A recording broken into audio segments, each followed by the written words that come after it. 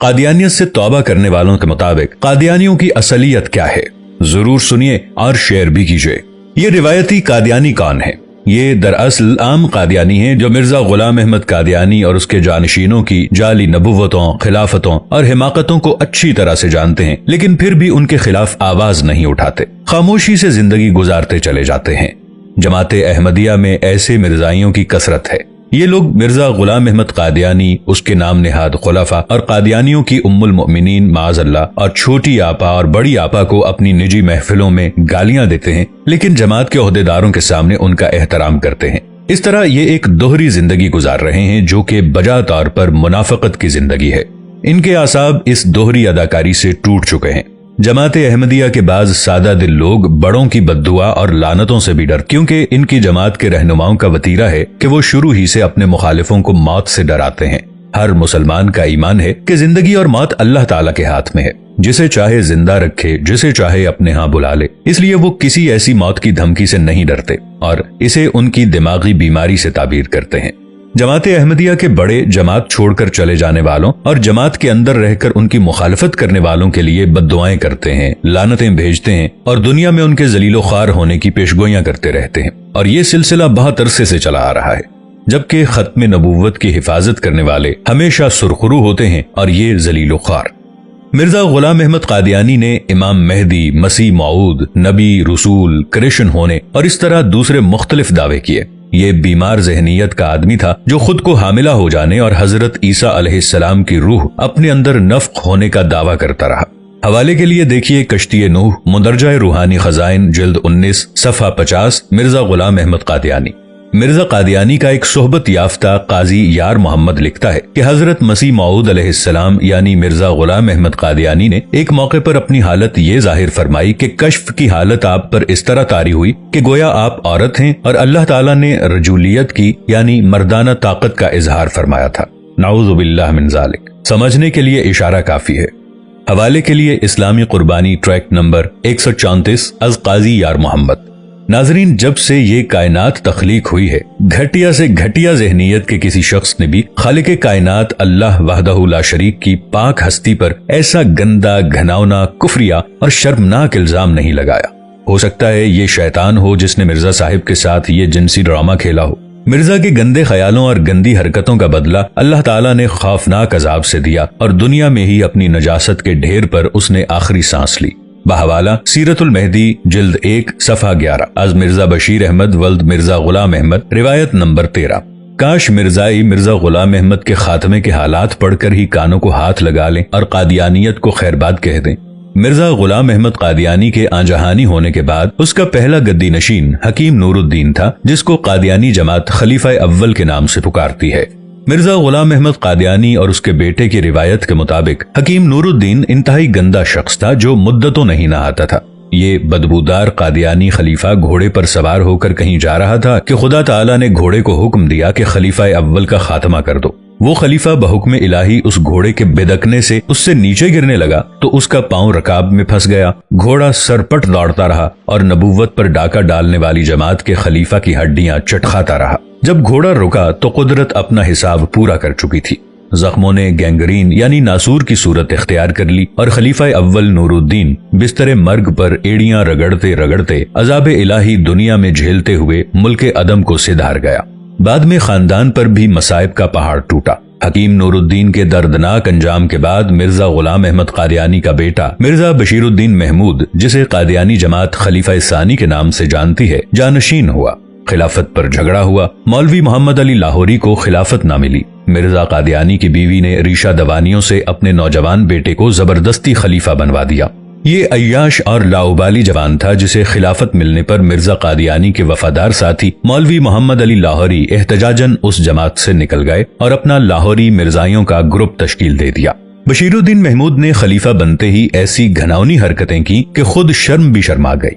اس کی قصر خلافت نامی رہائش گاہ دراصل قصر خباست تھی، جہاں عینی شاہدین کے مطابق صرف عقیدتوں کا خراج ہی بھینٹ نہیں چڑھا بلکہ مختلف ہیلے بہانوں سے یہاں عصمتیں بھی لوٹتی رہیں۔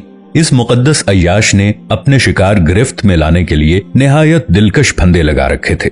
اسے معصوم لڑکیوں کو رام کرنے کا ایسا سلیقہ آتا تھا کہ قصر خلافت کے عشرت قدے میں جانے والی بہت سی عورتیں اپنی عزت لٹا کر واپس آئیں۔ خلیفہ ثانی مذہب کی آڑ میں عصمتوں پر ڈاکے ڈالتا رہا۔ چناب نگر سابقہ ربوہ میں مختلف ہیلے بہانوں سے اس عیاش خلیفہ نے عصمتیں لوٹیں اور ظلم پہ ظلم کرتا رہا۔ اس خلیفہ کی رنگین داستانوں کے قادیانی جماعت کے اپنے ہی لوگوں کے تبصرے، حلفی بیانات، مباہلے اور قسمیں موجود ہیں۔ خدائے برتر ایسے ظالم انسان کو کبھی معاف نہیں کرتے۔ چنانچہ احمدی جماعت کے اس خلیفہ ثانی، جسے قادیانی فضل عمر بھی کہتے ہیں، کی زندگی کا خاتمہ بھی انتہائی دردناک حالات میں ہوا۔ اسے زندگی کے آخری 12 سال میں بستر مرگ پر ایڑیاں رگڑتے مرتے دیکھ کر لوگ کانوں کو ہاتھ لگایا کرتے تھے۔ اس کو فالج ہو گیا تھا۔ اس کی شکل و صورت جنونی پاگلوں کی سی بن گئی تھی۔ وہ سر ہلاتا رہتا، منہ میں کچھ ممیاتا رہتا۔ اس کے سر کے زیادہ تر بال اڑ چکے تھے، پھر بھی یہ انہیں کھینچتا رہتا، داڑھی نوچتا رہتا۔ وہ اپنی ہی نجاست ہاتھ منہ پر مل لیا کرتا تھا۔ بہت سے لوگ ان واقعات اور حالات کے عینی شاہد ہیں۔ اس خلیفہ ثانی نے ایک بیان میں اعلان کیا کہ جماعت احمدیہ میں 98% منافق ہیں، جس کی بنا پر جماعت کو ان کے پاگل ہونے کی افواہ اڑانا پڑی۔ ایک لمبے عرصے تک اذیتناک زندگی بستر مرگ پر گزارنے کے بعد جب یہ شخص دنیا سے رخصت ہوا تو اس کا جسم بھی عبرت کا نمونہ تھا۔ ایک لمبے عرصے تک ایک ہی حالت میں بستر پر لیٹے رہنے کی وجہ سے لاش اکڑ کر گویا مرغ کا چرغا بن چکی تھی۔ ٹانگوں کو رسیوں سے باندھ کر بمشکل سیدھا کیا گیا۔ چہرے پر گھنٹوں ماہرین سے خصوصی میک اپ کروایا گیا۔ جسم کی کافی دیر تک صفائی کی گئی اور پھر عوام الناس کو دھوکہ دینے کے لیے مرکری بلب کی تیز روشنی میں لاش کو اس طرح رکھا گیا کہ چہرے پر مصنوعی نور نظر آئے۔ لیکن قادیانی تو ساری باتوں سے واقف تھے۔ خدا تعالیٰ ایسے حقیقی انجام اور مصنوعی نور سے ہر مسلمان کو محفوظ رکھے، آمین۔ قادیانی جماعت کے نام نہاد خلیفہ دوم کی تدفین کے بعد اس کے عزیز و اقارب اور پوری جماعت احمدیہ نے سکھ کا سانس لیا۔ پھر موروثی وراثت اور چندوں کے نام پر لوٹ مار کا سلسلہ جاری رکھنے کی خاطر انہی کے بڑے بیٹے مرزا ناصر احمد گدی نشین ہوئے۔ یہ حضرت گھوڑوں کی ریس کے بڑے شوقین تھے۔ ان کے اس شہنشاہی شوق نے چناب نگر یعنی سابقہ ربوہ میں گھڑ دوڑ کے دوران ایک غریب شخص کی جان بھی لے لی۔ خلیفہ مرزا ناصر احمد نے 78 سال کی عمر میں فاطمہ جناح میڈیکل کی ایک 27 سالہ طالبہ کو یہ کہتے ہوئے اپنے عقد میں لے لیا کہ آج دلہا اپنا نکاح خود ہی پڑھائے گا۔ اس 78 سالہ بوڑھے دولہا نے اپنے اذکار رفتہ اعضاء میں جوانی بھرنے کے لیے کشتوں کا استعمال شروع کر دیا اور کشتوں کے راس نہ آنے پر خود ہی کشتہ ہو گیا۔ اس کا جسم پھول کر کپا ہو گیا اور آنن فانن خدائے قہار کے قہر کی گرفت میں آ کر کشتوں ہی کی آگ میں جھلس کر ملک عدم کو سدھار گیا۔ آنجہانی مرزا ناصر احمد کا چھوٹا بیٹا مرزا لقمان شادی شدہ تھا۔ اس کا ایک بیٹا تھا۔ مرزا طاہر احمد نے اپنی گدی نشینی کا پروگرام ترتیب دیا تو اس سودے بازی میں اپنی بیٹی کا رشتہ بہت پہلے مرزا لقمان سے کر دیا۔ اس کی پہلی بیوی کو طلاق دلوائی گئی اور اس سے اس کا بیٹا چھین لیا۔ جب مرزا ناصر احمد کی موت کے بعد مرزا طاہر احمد گدی نشین ہوا تو اس کے بڑے سوتیلے بھائی مرزا رفیع احمد خلافت کو اپنا حق سمجھتے ہوئے میدان جنگ میں آ گئے۔ ان کی بات نہ مانی گئی تو وہ اپنے حواریوں سمیت سراپا احتجاج بن گئے اور سڑکوں پر آ گئے، لیکن انہیں بزور قوت اپنے گھروں میں دھکیل کر خلافت پر قبضہ کر لیا گیا۔ مرزا طاہر احمد جماعت کا چوتھا خلیفہ آمرانہ مزاج کا حامل تھا۔ اس کی شروع سے یہ عادت تھی کہ وہ کسی کی بات نہیں مانتا تھا۔ اس کی فرعونی عادات نے نہ صرف مرزا طاہر بلکہ پوری قادیانی جماعت کو دنیا بھر میں ذلیل کیا۔ اپنی زبان درازی ہی کی وجہ سے وہ پاکستان سے بھاگ کر لندن اپنے آقاؤں کے ہاں پناہ گزین ہو گیا۔ اس کے دور خلافت میں بھی کسی شخص کی عزت محفوظ نہیں تھی۔ وہ جب چاہتا اور جسے بھی چاہتا پل بھر میں ذلیل کر دیتا۔ اس نے نظریں ملا کر بات نہ کرنے کا حکم دے رکھا تھا۔ قادیانی لڑکیوں کو سدا سکھی رہنے کی دعا دینے والا یہ خلیفہ 10 لاکھ کا حق مہر لکھوانے کے باوجود اپنی بیٹی کو طلاق سے نہ بچا سکا۔ آخر مرزا لقمان کی پہلی بیوی نے طلاق لینے اور بچہ چھیننے پر بددعا تو دی ہوگی۔ مرزا طاہر احمد ہومیوپیتھک ڈاکٹر کہلوانے کا شوقین تھا اور اس کا یہی شوق انسانوں کے لیے مصیبت کا باعث بن گیا۔ مرزا طاہر احمد چاہتا تھا کہ عورتیں صرف احمدی لڑکے ہی پیدا کریں جن میں ذات پات یا نسل کا کوئی لحاظ نہ ہو۔ قادیانیوں کو نر نسل پیدا کرنے کی گولیاں دیتا رہا جن میں مردانہ طاقت بند ہونے کا دعویٰ کیا جاتا۔ شاید قدرت اس کے ان ہتھ کنڈوں پر ہنس رہی تھی۔ دوسروں کو لڑکے دینے والا یہ ڈاکٹر یعنی ہومیوپیتھک اپنی بیوی کو لڑکا نہ دے سکا اور اس کے اپنے ہاں 3 بیٹیاں پیدا ہوئیں جن سے دنیا حقیقت جان گئی۔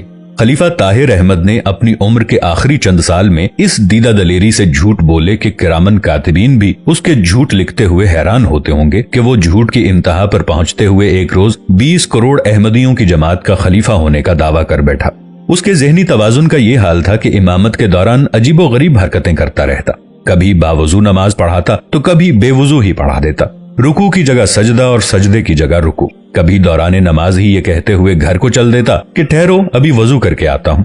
غرضے کے اپنے پیشراؤں کی طرح گرتے پڑتے اٹھتے بیٹھتے لیٹتے روتے مرزا طاہر احمد کی بھی بڑی مشکل سے جان نکلی۔ پھر پرستاروں کے دیدار کے لیے جب لاش رکھی گئی تو چہرہ سیاہ ہونے کے ساتھ ساتھ لاش سے اچانک تعفن اٹھا اور ان پرستاروں کو فوراً کمرے سے باہر نکال دیا گیا اور لاش بند کر کے تدفین کے لیے روانہ کر دی گئی۔ لوگوں نے یہ مناظر براہ راست ٹی وی پر دیکھے، کافی لوگ اس کے گواہ ہیں۔